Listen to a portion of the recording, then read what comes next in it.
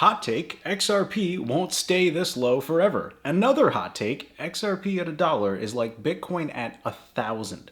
Now that I've got your attention, my name's Raj. On this channel we talk about money, and I'll tell you straight up, my biggest crypto position is XRP, and I think the window is closing for people to stack at least 1,000 of them. Here's why that matters. In this video, I'm going to explain the mechanism, the actual reason that 1,000 XRP could turn into a small fortune. We're not going to complicate it with math or inflate it with hype. This video is going to be straight talking head, no background music, no sound effects, no graphics, just straight talk, so we don't get lost in the fluff. This video is probably not going to go viral, and that is perfectly fine. This video is for the right person at the right time. That is you right now. So this is semi-urgent because when the price moves, whenever that is, it's only going to get more expensive to get your hands on it. If you look at Bitcoin today, it is so easy to think and wish you'd bought some way back when, or wish you'd bought more, which is a great problem to have. I remember being at a party in college and hearing Bitcoin just hit 500 bucks. Unfortunately for my net worth, I was holding a drink and there was pretty girls in the room. I made my choices. So here's why I bring that up. Every single one of us had a version of that party, a moment where the thing was cheap and easy and right in front of us, and we looked away because it felt too early or too silly or too good to be true, or our focus was on something else. This video is about spotting the next one while it's still cheap, not looking back at it in 10 years. With XRP sitting around $1 today and everything being built under the hood, this looks like it could be the next big one. And a lot of people in crypto, for whatever reason, hate this coin. Here's the thing about crypto. You have to be a bit of a contrarian just to be here. And you have to be a contrarian's contrarian to be in XRP. That deep, instant, gut-level hate some people have for it, for me, that's a signal to look closer. And when you do, here's what you find. On one side, Bitcoin's already expensive. Ethereum's biggest achievement so far is getting a bunch of money stuck inside digital ape cartoons. Stablecoins don't go up in value. Exchange coins don't do much for most regular people. And Solana's best known use case is launching meme coins. On the other side, Ripple and XRP trying to make moving money around the world faster and cheaper, and they did something almost nobody in crypto has done. They went to war with the SEC, the most powerful financial regulator in the United States, and they won the battle that mattered. Now, the court didn't hand XRP a blank check. It ruled that XRP sold to regular people on the open market isn't a security. Now, some of Ripple's early sales directly to big institutions were treated differently, but the part that matters for you, XRP trading on a normal exchange came out clean. And the whole case is settled now. It's over. That clarity landed before America even finished writing the formal rules for the rest of crypto. So while everyone else is still waiting to find out what they're even allowed to do, XRP already knows. And by the way, we trade securities all the time. One of the most popular ones available is SPY, the S&P 500. It gets kind of weird how this works out. This whole situation is like a 3-on-3. Messi, Mbappe, and Haaland versus you, me, and a toddler. It's a total mismatch, but I'll still lace up for you. You're my world, bro. Or should I say World Cup? All right, let's get back on track here. Now, when you go further down the XRP rabbit hole, you'll find a few more things. I want to focus on two phrases the XRP community throws around a lot because both actually matter for the price, but people lose the plot on what they really mean.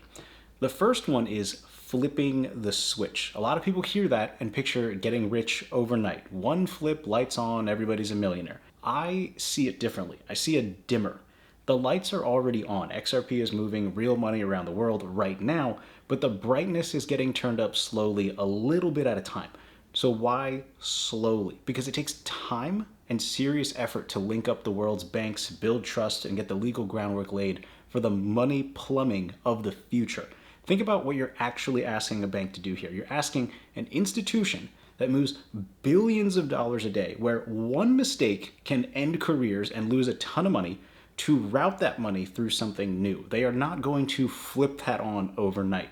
They test it in one corner, then another, then a little more. That's a dimmer getting turned one notch at a time. Then add in the whole global mood and old-fashioned human emotion. It's actually pretty simple how our brains work here. Price goes up, good. Price goes down, bad. Right now, crypto's been down, so bad. Very caveman, but that's the wiring. And banks moving trillions of dollars want to be very sure before they make any big move. The slow part isn't a problem with a story. It's exactly what you'd expect if the story were true. Remember, there's no guarantee this happens. You could still lose money, but overnight riches would actually be the suspicious version given how the real world works. And look, Ripple is a business. Any business owner knows that sometimes you have to pivot and adapt just to survive. A lot of people in this space are way too rigid, and rigid means you snap under pressure. There's a lot of pressure in crypto.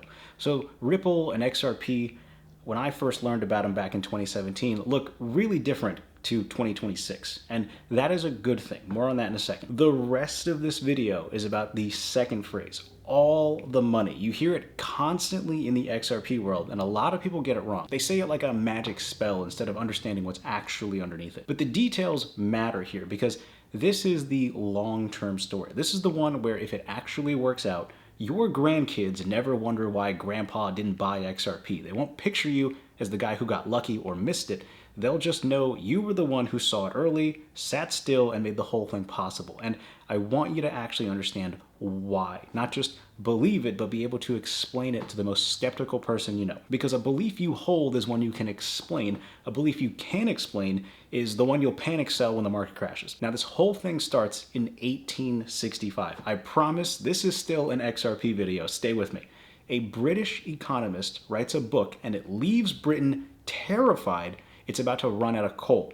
The thing that powered everything back then. Imagine someone telling you every car battery on Earth is about to die and there's no replacement. Now here's the twist.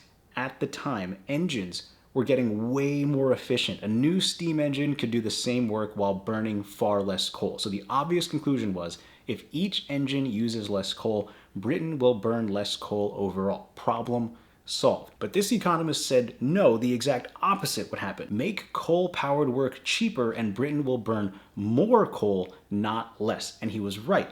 When you make something cheaper and easier to use, you usually end up using way more of it, not less, because cheaper doesn't just save you money on what you already do, it suddenly makes a whole pile of new things worth doing that were never worth it before. When engines were expensive to run, you only used them for a few jobs that were worth the cost. Make them cheap, and suddenly you put one in every small factory. You are digging deeper mines. You build an actual train, which basically eats coal for a living. So whole new industries show up that literally couldn't have existed at the old price. Demand doesn't just grow, it grows in directions nobody saw coming. Efficiency doesn't shrink demand, it unlocks it. This is called Jevons Paradox.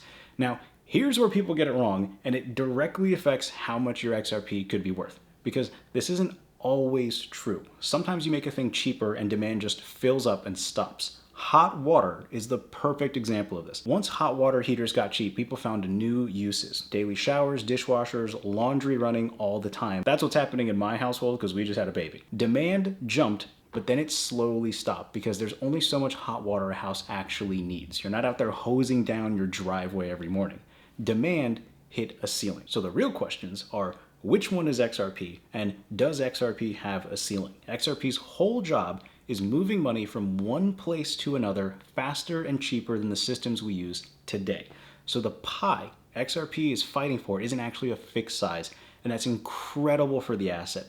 The pie is the total amount of money in the world that needs to be moved, and that number keeps growing. We've all watched it grow in the last few years. More dollars keep getting created, then more and more and more. We are actually living in a cost of living crisis because of all this. This is a function of a debt-based system and how the dollar works today. Now here's the consequence, which might be the most underrated point in this whole conversation. Every new dollar that gets created is another dollar that eventually has to move somewhere, probably to a few places. And moving dollars is XRP's entire reason to exist. Now, I want to be very precise because people mess this up. Bitcoin's story is about scarcity, fixed supply, more dollars chasing the same limited coins. XRP's story is different, but both benefit from more currency in existence. XRP benefits on the demand side. More dollars in the world means more dollars that need moving, and moving them is a job with tailwind. More money printing means more money that needs to be moved. That's the XRP side. More money printed also means more dollars to measure everything against. That's the Bitcoin side. The pile of dollars underneath both of them just keeps getting bigger. So what I described is a high-level idea. This is not a proven fact. I can't show you a chart that says money supply went up, so XRP demand went up by exactly this much. We're not there yet. But remember, no risk, no reward. I buy when the potential outcome is on the horizon. If it comes true, that's when the market pays you, not after everybody already knows it. This is Tesla, this is Amazon, this is Bitcoin today. So remember that party I told you about earlier. Back then, BlackRock wasn't talking about Bitcoin. There were no Bitcoin funds you could buy in your normal brokerage account. No company had it on their books and no country touched it. And this is the part that makes this semi-urgent. If the pie is really growing, then a cheap price isn't the normal state of things. You're not early because someone said so. You're early because the thing that's supposed to make XRP valuable hasn't fully switched on yet. So that's the window. That's the thing that's slowly closing. Now, the reason I keep bringing up that party is because the cheapest time to buy anything is when it still feels a little uncertain, unclear. There's a lot of obstacles. It's all a little fuzzy. I'd rather be early than late. So now here's the next question. Is XRP hot water where demand fills up and stops, or is it coal where cheaper just keeps unlocking more and more? There's three parts to this. And the third one is the one nobody's thinking about. So one, moving money has always been expensive. So we have no idea how much movable money exists. Sending money today is slow, it's expensive, it runs through a chain of middlemen, each one taking a cut. Ripple's CEO Brad Garlinghouse has actually said the fastest way to move money from San Fran to London is to literally get on a plane and fly it there. TSA will definitely want to speak to you, so get to the airport very early. The thing is, because it's so painful, we only move money internationally when it's really worth it. Big transfers, business payments, stuff that clears a high bar, which means we now have no clue how much money would move if moving it were nearly free and instant. All the small stuff, all the little payments that don't make sense at today's cost, we've never seen them because they've never been affordable. Same way nobody in the early 1800s could picture how much coal a world full of trains would end up burning. Now, number two, when you make moving money cheap, new uses show up that nobody's planned for. For XRP, that could mean tiny payments, amounts so small that today's fees would eat them alive. Picture paying a fraction of a cent to read an article online instead of a monthly subscription. It could mean software paying other software automatically all day with no human involved. Your car paying the toll automatically, the charger that you use for your EV, the parking meter by itself. It could mean paying by the second for something instead of by the month. None of that makes sense today because moving small amounts of money costs more than the amounts themselves.